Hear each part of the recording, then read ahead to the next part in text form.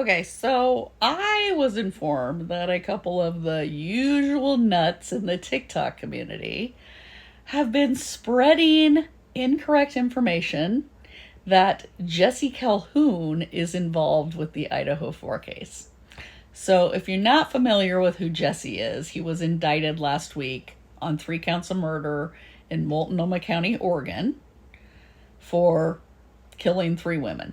And there's possibly indictments for 2 more women coming, but hasn't happened yet. But it looks like they have pretty solid evidence on this. Now, Calhoun was somebody that had his sentence commuted by the Oregon governor in 2021 during COVID. And after he got out, he violated that commutation, but didn't get caught up to until last year, after he had already killed women. Well, allegedly. We have to say allegedly because he hasn't been tried yet. But he is not in any way, shape, or form related to the Idaho 4. First of all, because Calhoun had been a convicted felon in the past, his DNA is in CODIS. When the DNA on the knife sheath was ran through CODIS, there was no hit.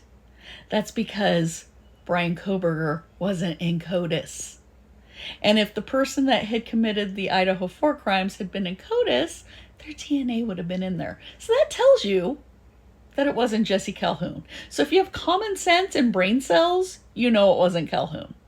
Now, secondly, Calhoun's victims were all women that were known around homeless encampments in Portland. Do you really think that somebody that was victimizing women that he knew from homeless encampments would go stab to death 4 co-heads in Moscow, Idaho, which is 8 hours away?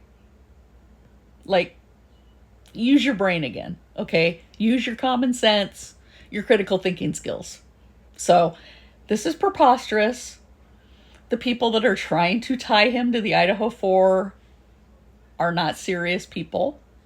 And as I've said in the past on my TikTok page, be careful who you get your information from, okay? And use your own brain and your own critical thinking skills.